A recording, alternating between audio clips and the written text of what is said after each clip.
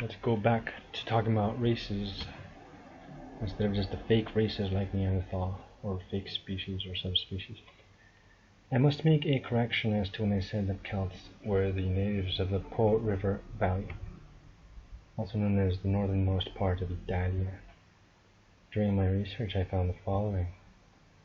Ligurians, whom I forgot existed because they're so marginal, literally, they were defeated by him and driven with great loss to take refuge in the Alps, and thus were prevented from ravaging the neighboring parts of Italia.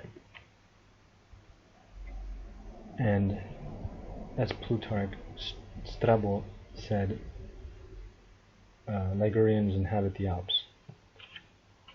Strabo lived during the time when Jesus manifested in the world to pay for our crimes in our place as the Lamb of God who takes away the sins of the world.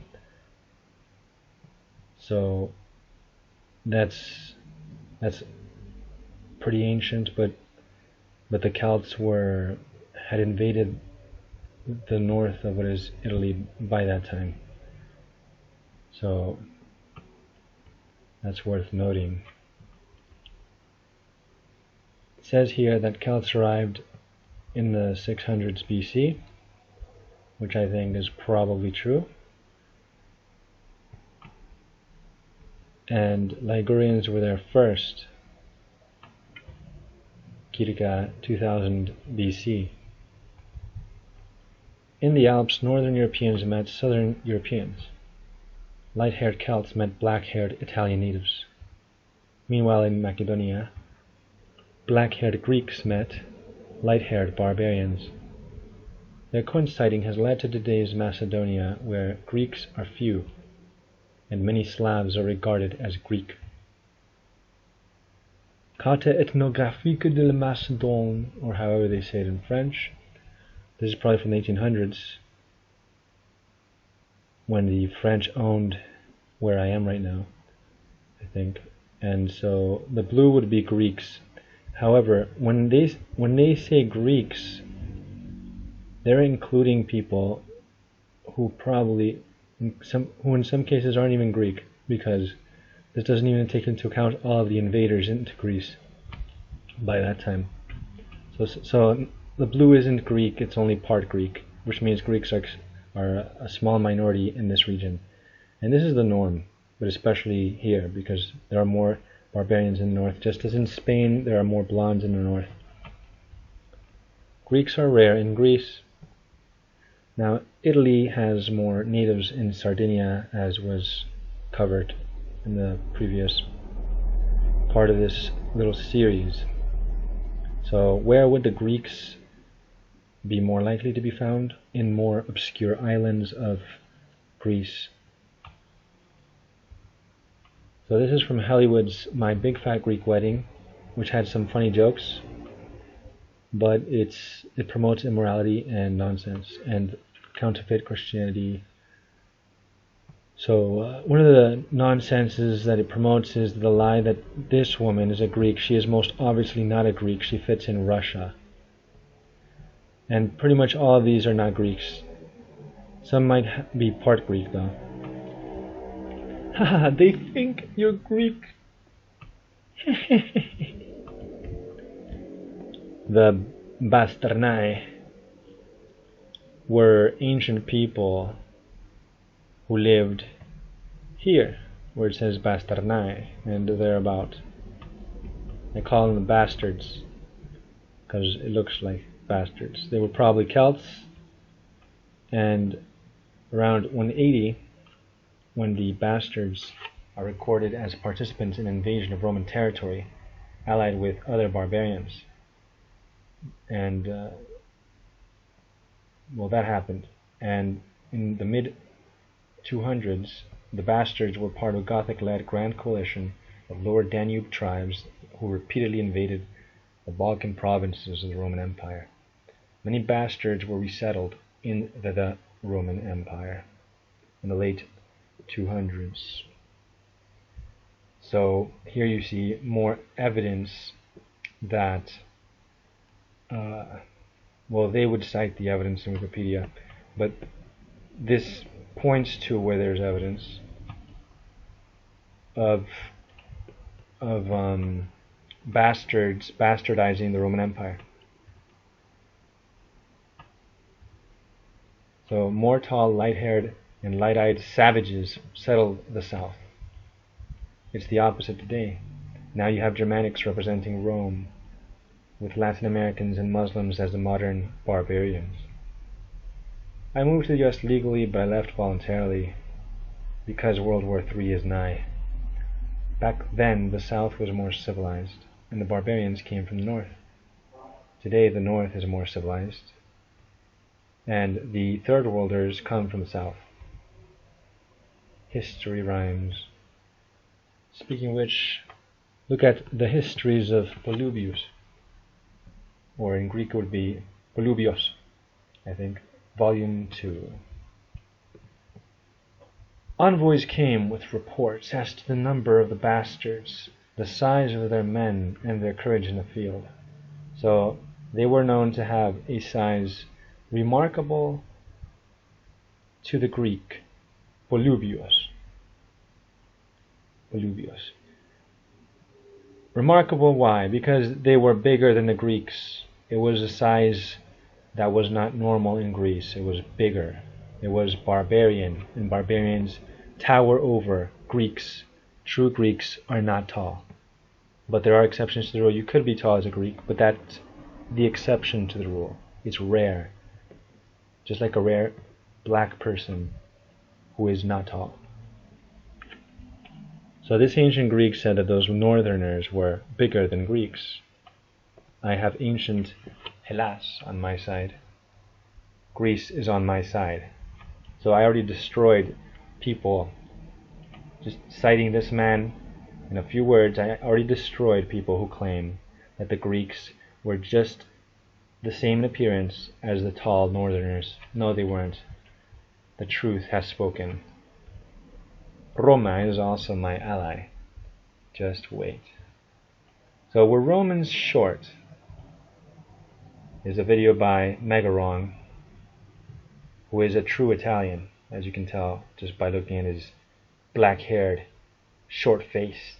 Well, it's not really short, but you know what I mean. He said in his video, at this time, the general belief is that Roman soldiers were all short, and they were always looking up at these tremendous barbarians that were all towering over them. So this true Italian is trying to deny the fact that barbarians towered over the Romans. So he's denying something that I've already proven true in the case of the Greeks. And you know how closely related to the Greeks Latins are, Romans even claiming a Greek ancestry by their legend. Megarong's lie is that most barbarians did not tower over us Southern European natives, but they most certainly generally did. His lie need not be explicit. It's obviously there because he's denying this. The key here, he is denying this level of height, a towering level of height. Just the other day, just the other week, I met an Australian who is British, and I had to look up to talk to him because he's a damn barbarian, and by damn I mean blessed, because they're very blessed. You know what I mean? So Megarong loves to commit strawman fallacies by presenting the weakest possible form of the position anyone could conceivably take, even if no one ever gives that position. Who has ever said that absolutely all barbarians were taller? Everyone knows there's variation. Little kids know that. If they did say this, they were either generalizing with poor wording or ignoramuses, or ignorami, to be pedantic. So he picks on the weak to feel strong. You're pathetic, Megarong. You're pathetic. He said Romans were a bit shorter. So he admits that they were shorter, but he's trying to mitigate the height difference by saying it was a little bit shorter than modern Italians on average. And he didn't even factor in the skewing that barbarian invasion after barbarian invasion ad nauseam would would create in the average height of Italian denizens. Guess he doesn't want to offend his subscribers from Italia who are Germanic or Celtic, and not true Italians. Although I noticed that he married a Germanic lady, which is totally fine. He can marry her, I'm not saying he shouldn't. But it shows how captivated he is by the Northerners, that he even marries one of them. My younger sister married a German guy whose last name is Schäfer.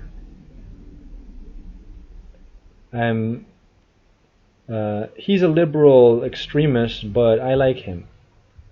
He's a nice guy, from what I've seen. And he's very tall, and he towers over me. So, yeah.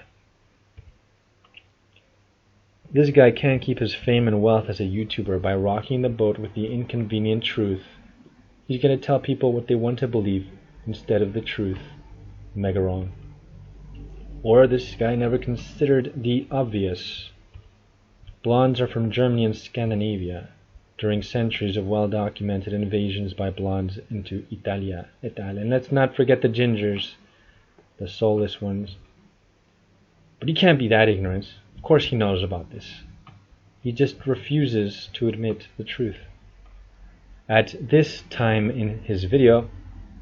But again, if you compare an average Italian from today, and if you compare them to an average Swedish or British guy or American guy, then yes, we tend to be on average shorter.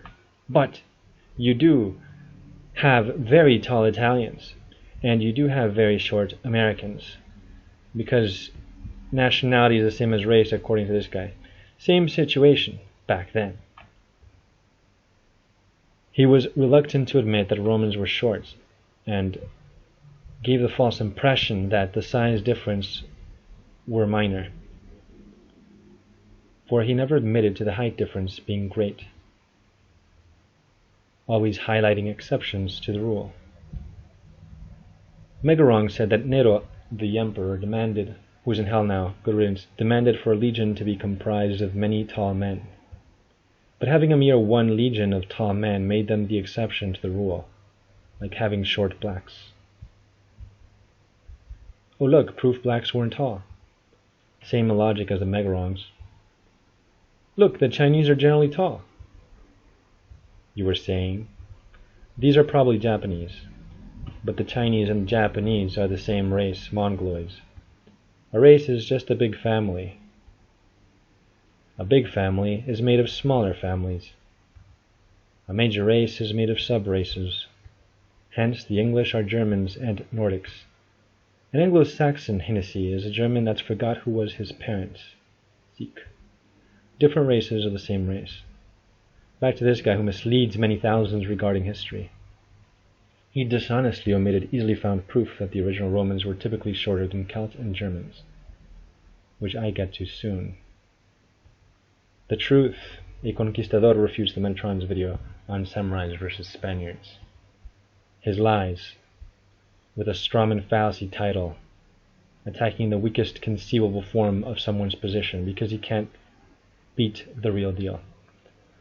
Look at his implicit lie by depicting the Spaniard as holding a gun when they also had swords, against the samurai with a sword when they also had guns. The silly Sicilian is lying by saying that the Spanish won only thanks to gunpowder, as if Spain never beat France, Brits, Turks, nor Malays, all of whom had advanced technology just like Spain. For proof that Romans were shorter, go to projectgutenberg.org. De Bello Gallico and other commentaries by the one and only Julius Caesar. Oh, look at the time. I have to stop now. See you in part 4.